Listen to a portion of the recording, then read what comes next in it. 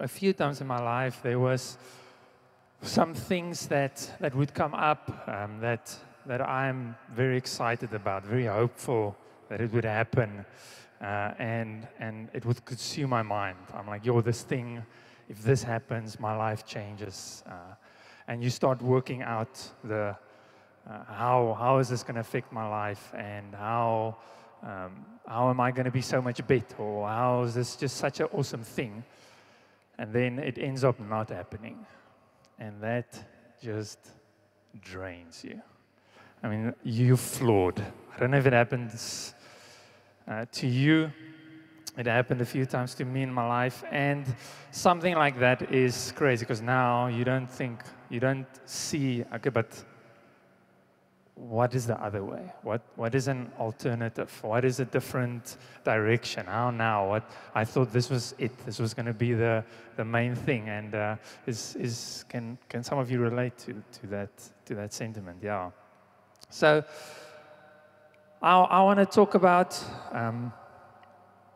in a sense, partly hope. I think maybe a more appropriate title would have been Psalm 16. I want us to go through Psalm 16 together this morning. There are many awesome psalms in the Bible, and I could have chosen a few. I ended up with this one that God just placed on my heart, and I pray that God works in your heart as He worked in mine as we read through this together. So let's start with verse 1. Psalm 16, verse 1. Preserve me, O God, for in you I take refuge. So it begins already with, it's David that wrote this, with this appeal of protection rooted in trust in God.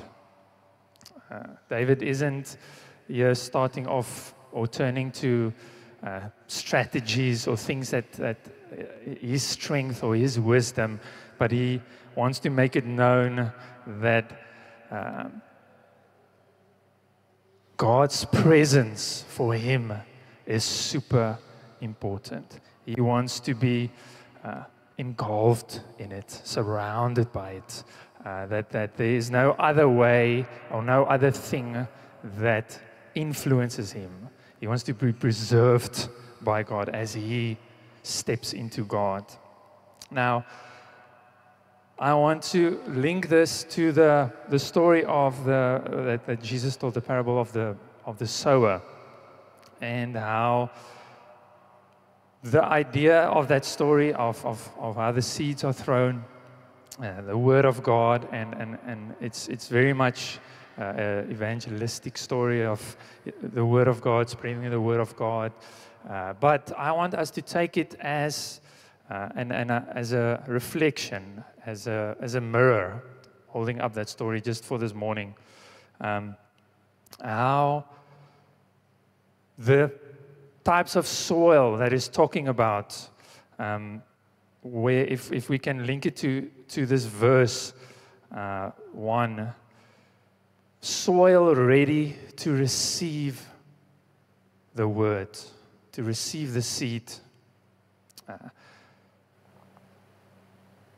Ready for the seed to fall into our hearts and to be able to transform and grow in our lives, to become the fertile soil. So there's the hard soil on the road, the soil where then it's thrown, or the thorns grow over it, and I want us to focus on the soil, the good soil, and to make sure as we read this to see that are we the good soil. Jesus tells us this story, and we also see in Genesis 1 and in John 1 when God talks about good, it being good.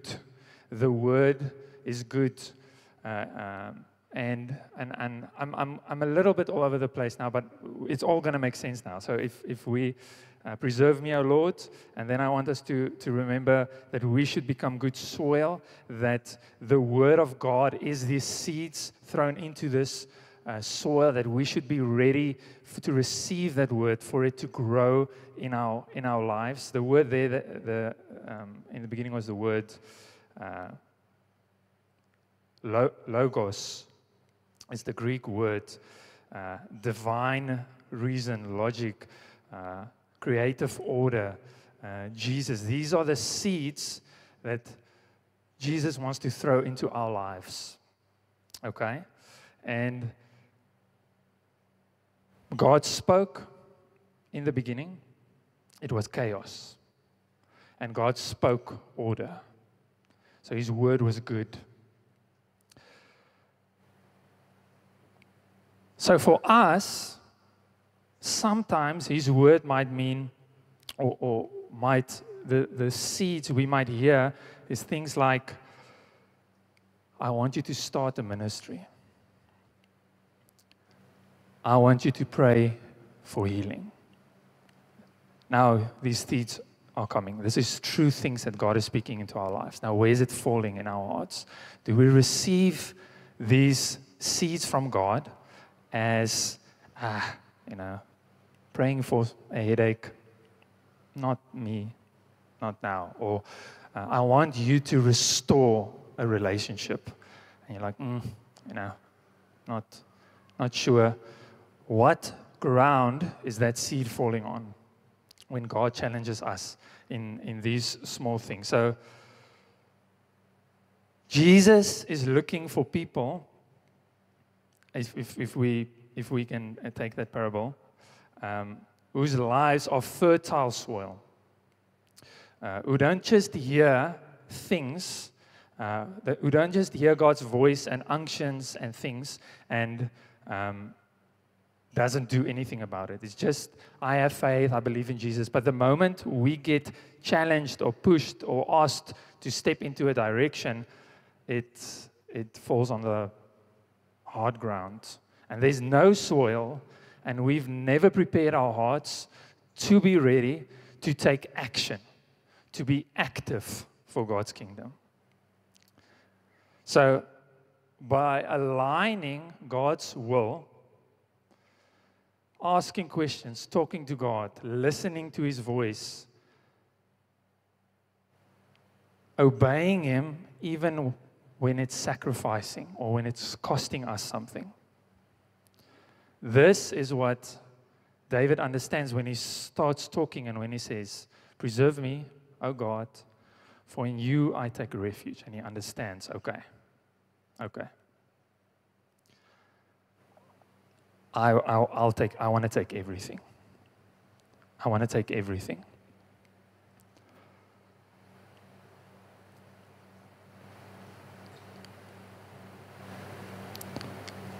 So what do we turn to when life hits? What is our first call?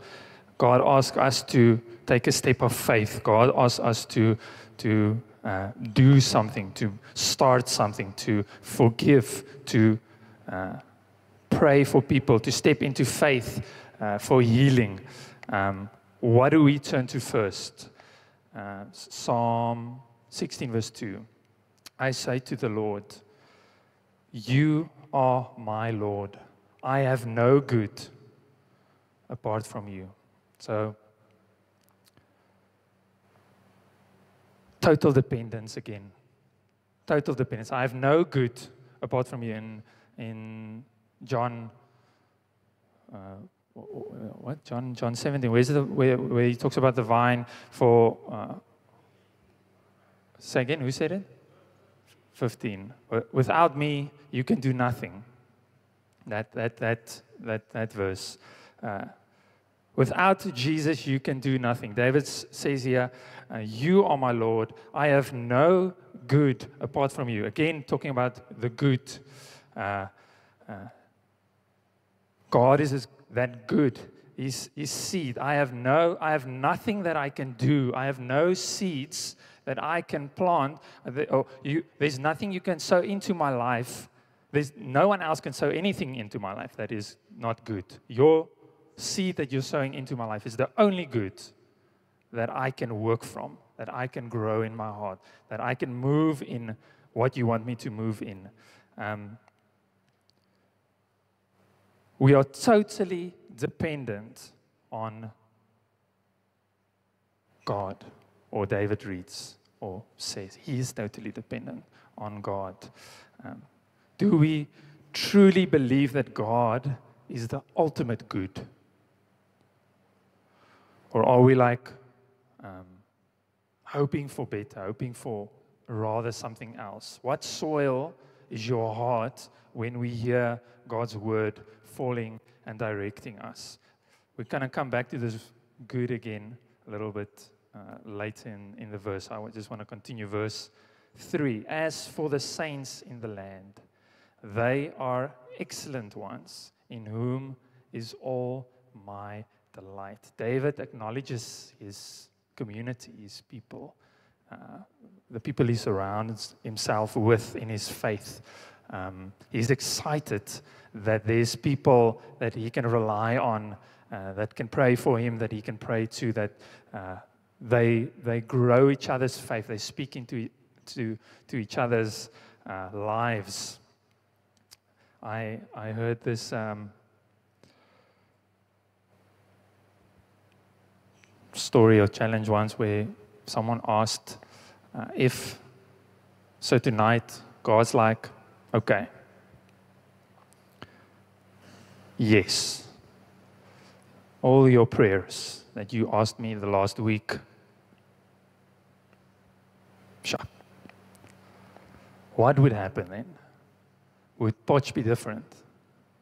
Would the government have all become Christian and changed? Would sick people in your life, are they all healed? Or is your food blessed? And you got your parking spot next to the door at the mall? Or you made it through the week with more energy?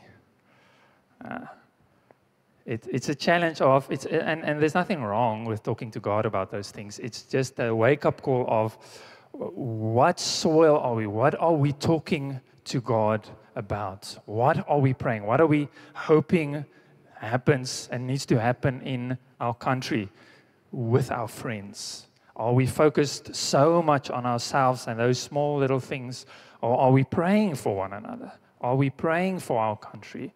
Are we spending that time and thinking about the people around us and what God wants in the bigger picture, in our bigger community? David says here in verse 3, that it's not just his heart in this prayer is not just on himself, but on the larger picture. He realizes the people around him. Verse 4, the sorrows of those who run after another god shall multiply. Their drink offerings of blood I will not pour out, or take their names on my lips. He has no time for anything else other than God.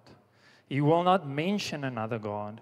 He will not indulge in any other thing that they might give. And he is fully aware that at the end of all those false promises is death. There's a quote, I think I heard it yesterday, or the day before, that I thought, man, if I could say this, there's so many people I want to say this to. And it's like this. You are polishing the chains that bind you, mistaking their shine for freedom. What David is getting at, not the quote in the verse, is this idea of people are fooled, slaves to their sins, and they don't realize that what they feel is freedom, what they feel is good, what they are chasing after is a temporary high, and they are lied to, and they are caught up in those chains.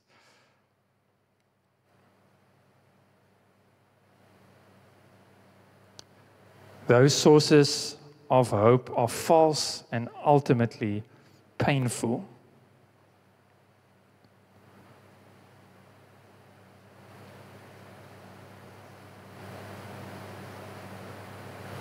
Verse 5. The Lord is my chosen portion. It mirrors again verse 1, verse 2. The Lord is my chosen portion and my cup. You hold my lot. God holds his lot.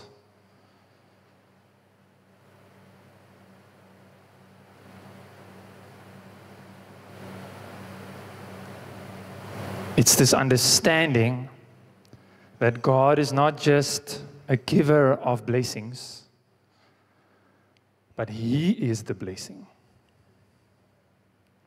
Taste and see that the Lord is good. Do we understand that? In Romans 8, verse 28, where it talks about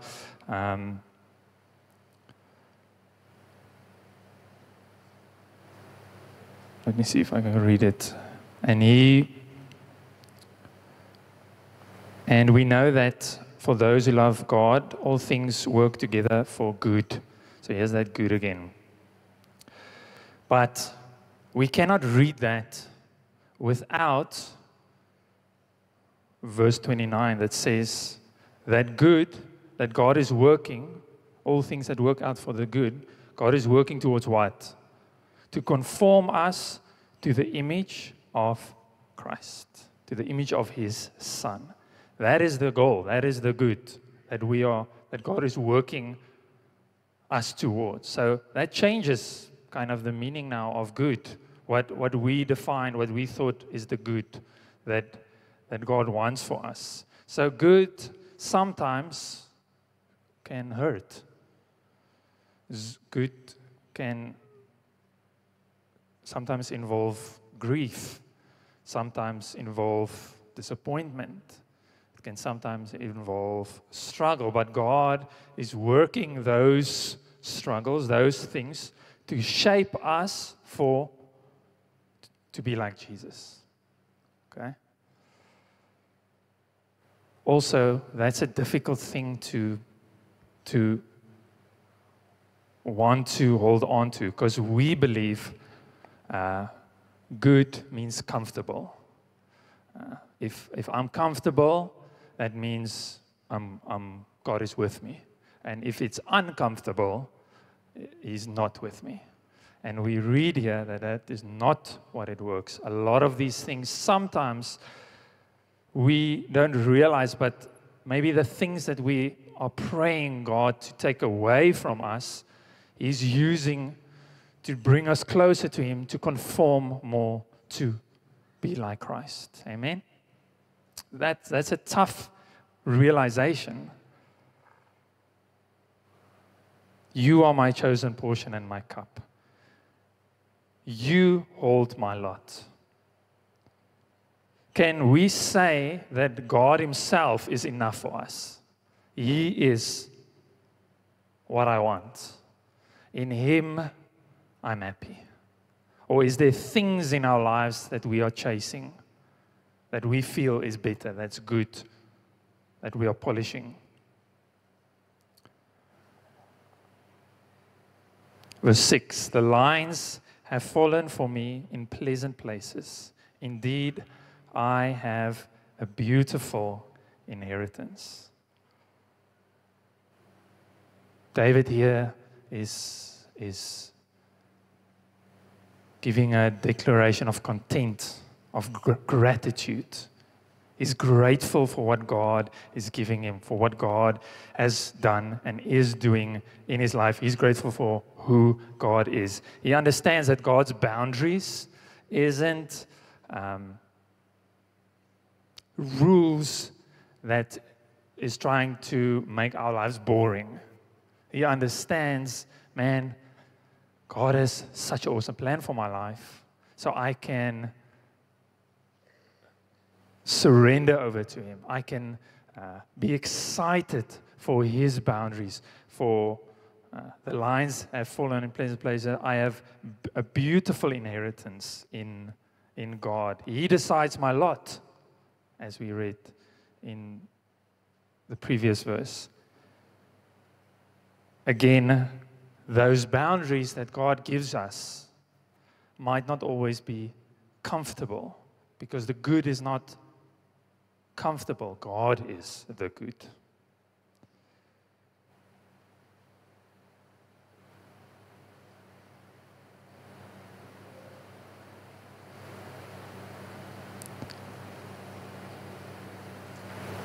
Verse 7.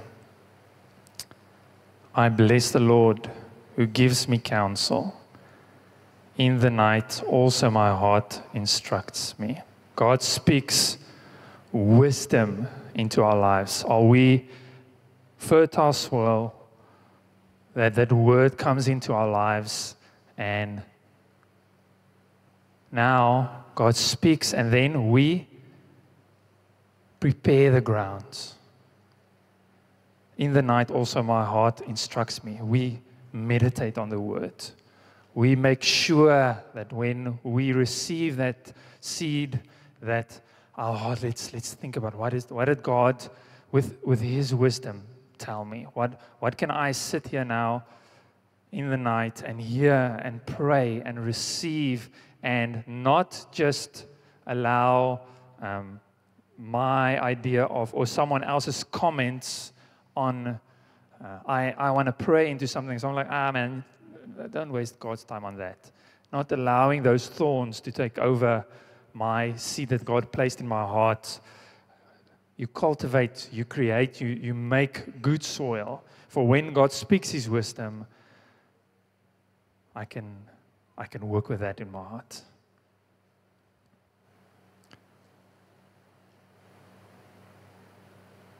Are we creating space in our lives intentionally to be ready for when God speaks to us?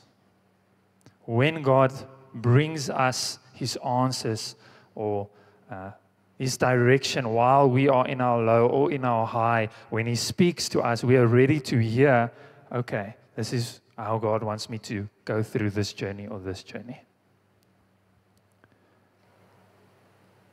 Where are we? Next verse, 8. I have set the Lord always before me. Because He is at my right hand, I shall not be shaken. Fixing our eyes.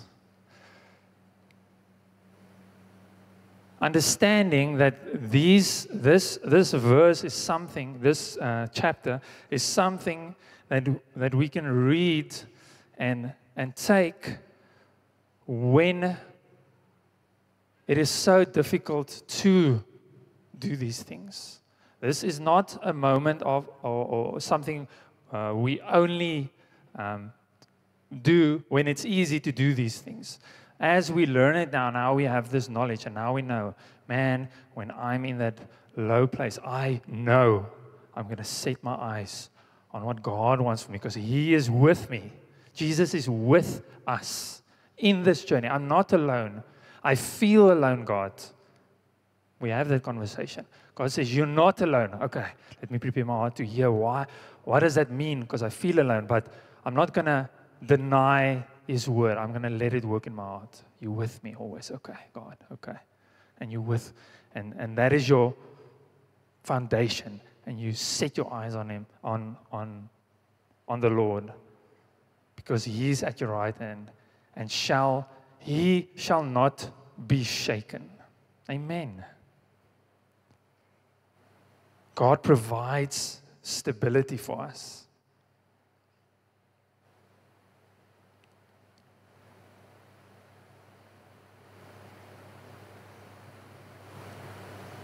Verse 9. Therefore,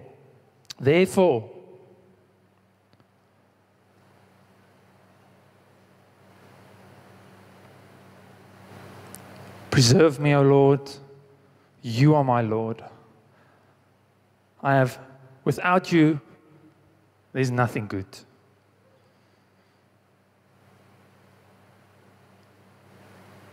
I'm surrounded by awesome people in my life. I recognize bad things, and I know that only leads to death and sorrow. You are my chosen portion.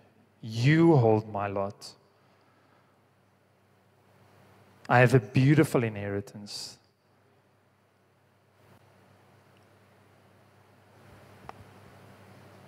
I am blessed with your wisdom, and I meditate on that word.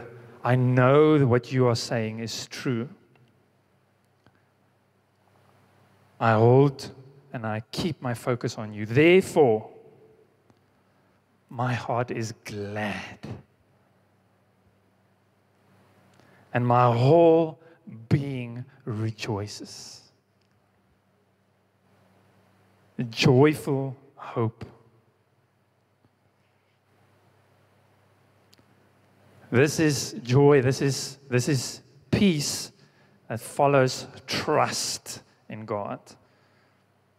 Real hope creates visible joy in our lives.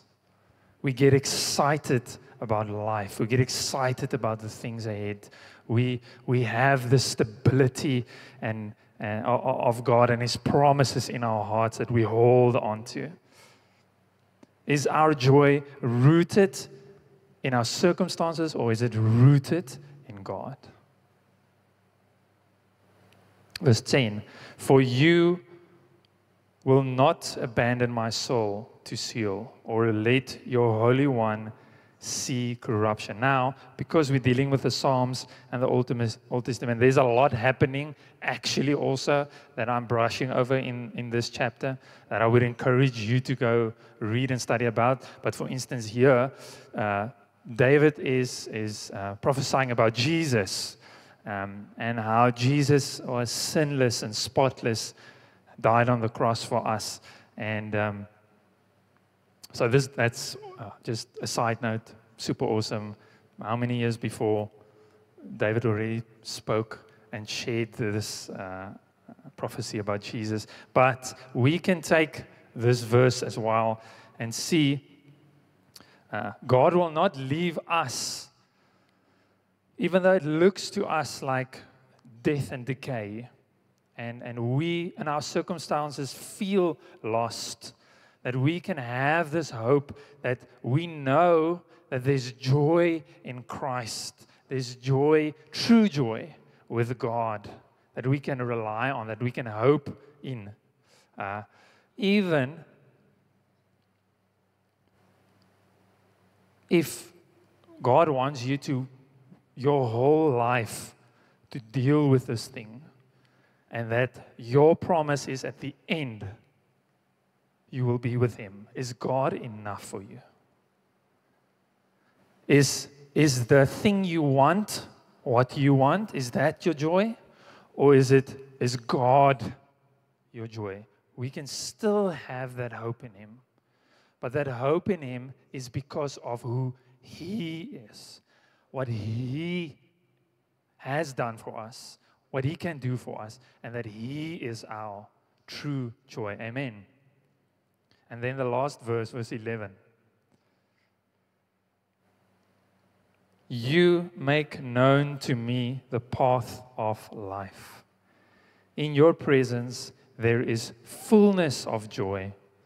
At your right hand are pleasures forevermore. Amen. This is, and we need to realize and grab this psalm. It is not, we can pray for parking. You can pray for the small things. And it's a call for us to realize, man, God is so big. And what sometimes happens is we get numbed by the world and its things, that when people uses the Christianese language, it's almost, and we need to be careful, it almost is off-putting to us. They're going to pray again. They're going to they just want to do, they're going to worship again, or we're going to give it to God. Be careful. What soil are you? These are the things, those are the seeds our hope is based on. You can have hope for healing. You can have hope for an opportunity, for a restored relationship, for the things you go through in your life.